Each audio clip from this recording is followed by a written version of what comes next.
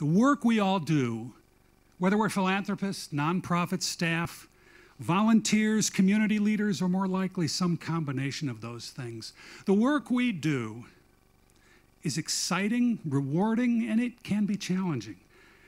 So it's good to get together every now and then and say to each other, nice job, keep it up, and thanks. It's nice to network and to plot new ideas and to inspire each other. So I love this event for all of those reasons. And I do say to all of you, nice job, keep it up, thank you. I should also add a specific note of thanks again to Dave Donath and the people at Billings Farm. You know, it was a question, really, of which Lawrence and Mary Rockefeller institution we met at, right? You know, you can go to Billings, and we'll go to the National Park next. But thank you so much for helping be nimble and flexible with us and getting us into this space. We feel very fortunate.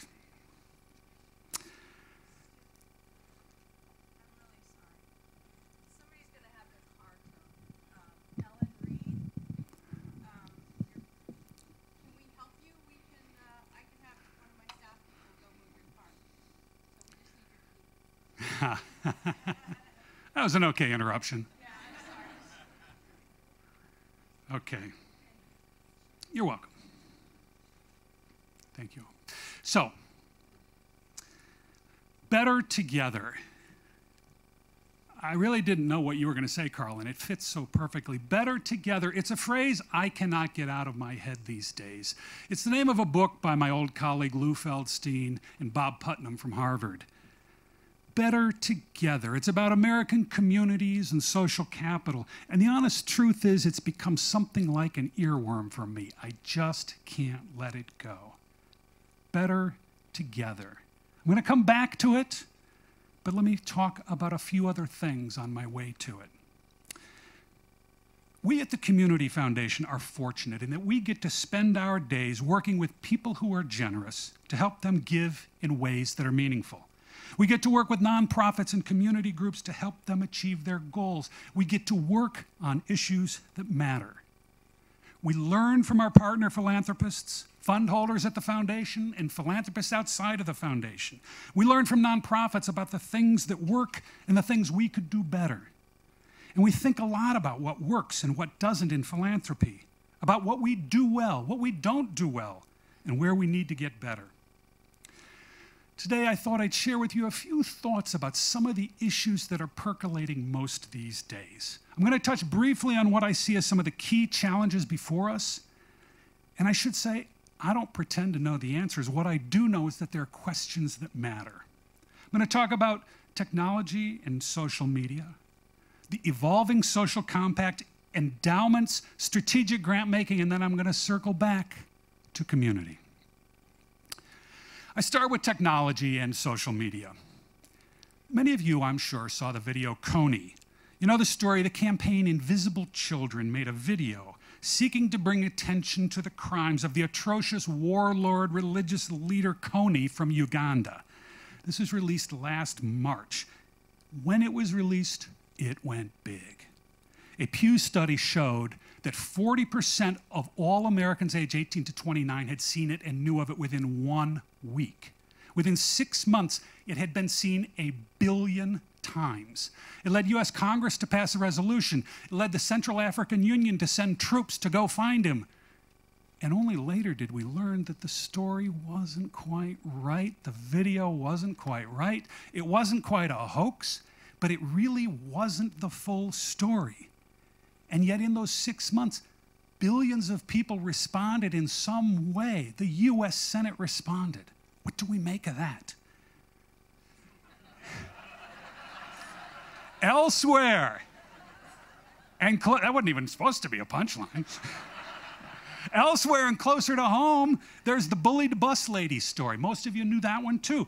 The video of the elderly woman who was a school bus monitor in upstate New York. She was harassed by out-of-control kids on the bus. It was an awful video. The website Indiegogo set up a fundraising campaign for her. The campaign was Karen Deserves a Vacation, and they were trying to raise $5,000. It was a 1-month fundraising campaign. After that month, they had raised $700,000. Well, Karen took her vacation. She retired as a bus monitor, and she put $100,000 into an anti-bullying foundation. What do we make of that? How do we think about that? How do we process these stories when many of the core organizations providing food, shelter, education, and training struggle to meet their budgets, to pay their caseworkers? How do we think about this when many of us, many of you, work mightily to do good work and tell your stories, who deliver first-rate service but still have a hard time paying your bills? I don't have an answer. But what I know is that the best organizations are going to address this and address it seriously and respond to the demands of technology, to integrate it into all of our work. And I know that folks like David Wood Lewis from Front Porch Forum are using technology in important new community-minded ways, and we all need to pay attention. Second, I've been thinking about the evolving social compact in this country. And by this I mean, what is it that we as a citizenry agree to provide for each other? And what is our relationship to one another? What is the changing relationship between philanthropy, nonprofits, business, and government? What we all know and see is that it's changing. What do we want government to provide? What is the role of nonprofits? What is the role of business? And how do we pay for it? There are many aspects to this question, and I could go on for some time on this topic, for days. But for my purposes right now, it goes to the seemingly never-ending discussion about capping charitable tax deductions. Carl mentioned $300 billion of contributions made in this country in 2011. By one estimate, if the charitable deduction were eliminated at the federal level, the total contributions that year would have been cut by $1.5 billion nationwide. Now, no responsible proposal is going that far, but what's clear is that any cap will make a difference in giving. And at a time when nonprofits are being asked to do more and more, and when resources are stretched even further, it doesn't seem like a great approach. What is our social compact? This is a critical issue, and we're working on it, as are others. Lauren Glenn Davidian at Common Good VT, John Kalaki at the Flynn, Scott Johnson at Lamoille Family Center. Those folks and many more are looking at this, not just charitable deductions, but what is the deal we make with government and with ourselves about who we are. Third, I hear a lot of discussion about endowments. Pro and con. Are they a good idea or a bad idea? Endowments versus spending it now. It's an issue with some real heat these days. It's an issue that has had heat for decades. There was a long-serving Texas congressman named Wright Patman, who in his 47 years in Congress, 47 years, never stopped railing against the proliferation of philanthropic foundations as evidence of not of increased American generosity, but rather of growing fiscal abuse. That was his story. On this one, I don't really see so much of a debate as I see great examples on both sides of the ledger. So, in 1889, industrialist Franklin Fairbanks opened the doors to the Fairbanks Museum in St. Johnsbury. Today, the Fairbanks provides science education throughout the region, in schools, in the fields, on VPR. The original endowment has long been spent, but the original endowment allowed it to thrive when it needed to thrive. And I'm sure Mr. Fairbanks had grand visions way back then, but it's hard to believe that he could have imagined how many thousands of young people would have been inspired by his legacy. If not for his foresight, none of that would have happened. On the flip side, I think of Julius Rosenwald, the man who built Sears, who was long in disagreement with many of his fellow philanthropists in the early 20th century. And many of you will never have heard of him because he put all of his money to work in his lifetime. He made the commitment to build schools for African Americans throughout the South. His contributions at the time made a huge difference. Both models matter, both models work.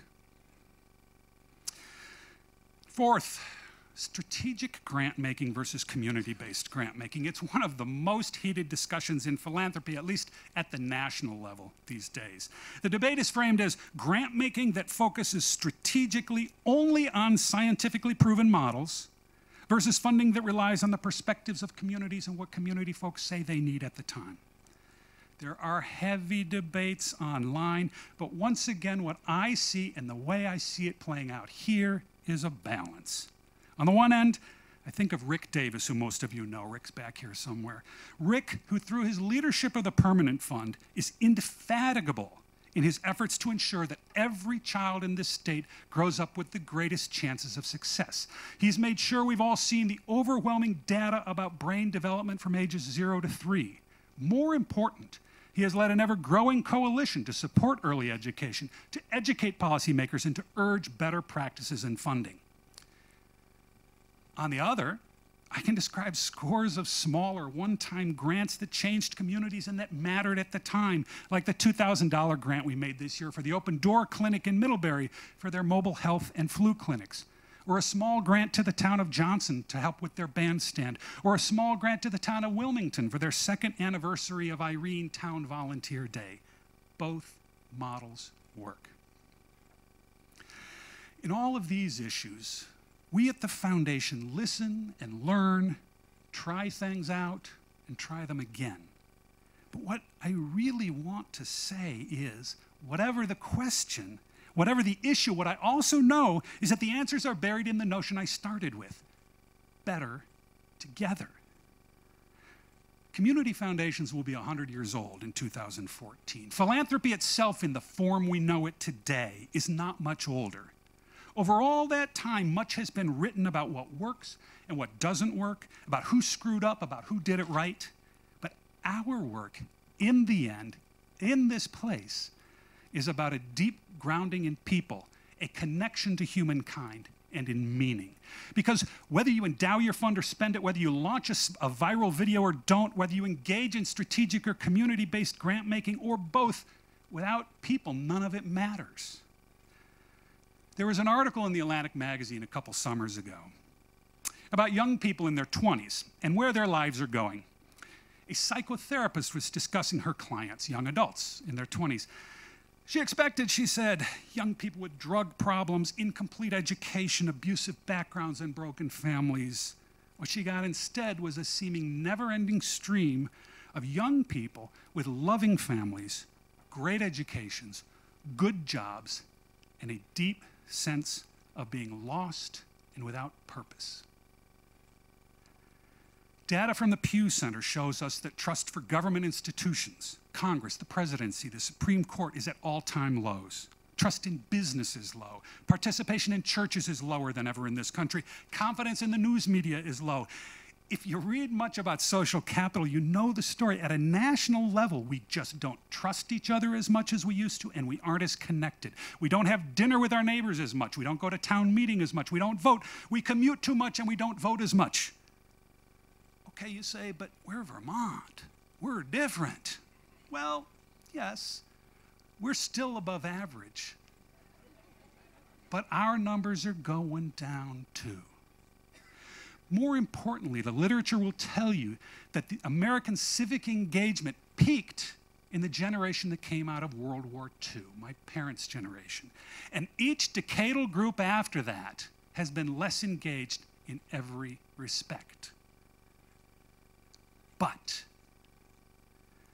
But we also see a rebirth coming.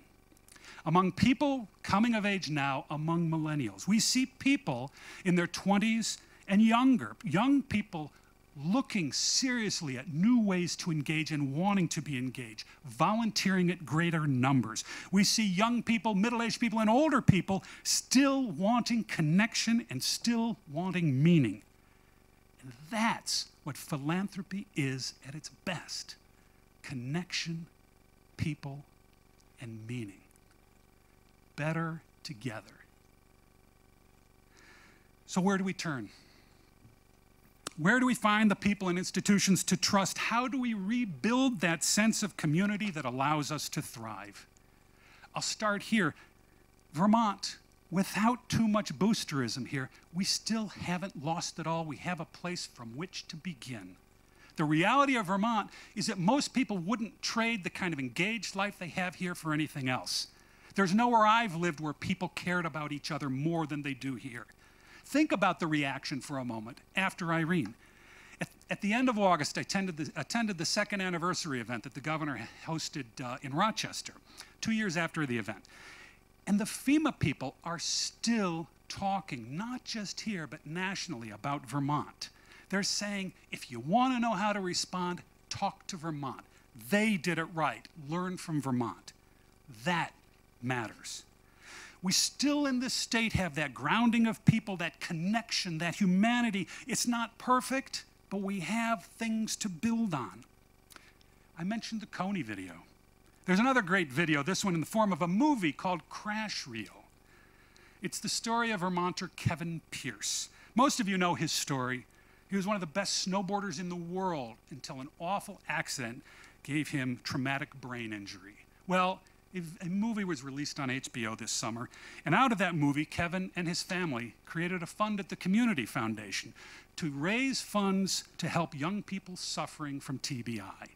We're thrilled about the project, of course, and the Pierce family commitment, but if you watch the movie, and I really urge you to do so, you'll see that the story is at core about people, about family and friends and commitment to one another. And if you were lucky enough to be at the premiere of the film at the Hopkins Center like I was, you would see that Kevin Pierce's story really is about a grounding in people and connection to his communities. Better together. When an eager and energetic young woman rode her bicycle up my driveway this summer one day at dusk and optimistically explained her cause and why it mattered, I wasn't interested in starting that conversation, but she made the connection and I made the contribution. Better together. When the McClure Foundation started targeting their work toward non-traditional students seeking success in post-secondary education, they didn't do it alone. They have partnered with other funders. They have sat and listened to educators as they've explained their needs. They have talked with students about what works. They have done their work in partnership with a deep and abiding belief in community, in Vermont, and in people. Better together. When Louise Schobeck made her commitment to the Chandler, it was born of a belief in that community and a knowledge of the people in that community. People, love of humanity, meaning. So where do we start? Together. Our work at the Community Foundation is quite simply that. The root of the word philanthropy, as most of you know, is love of humankind. One of the earliest writers about philanthropy, the founder of Johns Hopkins University, said, "Charity is for the poor, philanthropy is for humankind." And that's our work. We are inspired every day by donors, by community leaders, by the dogged nonprofit staffers. We believe in community, we believe in people, we believe things can be better. We believe that we are all better together. Thank you.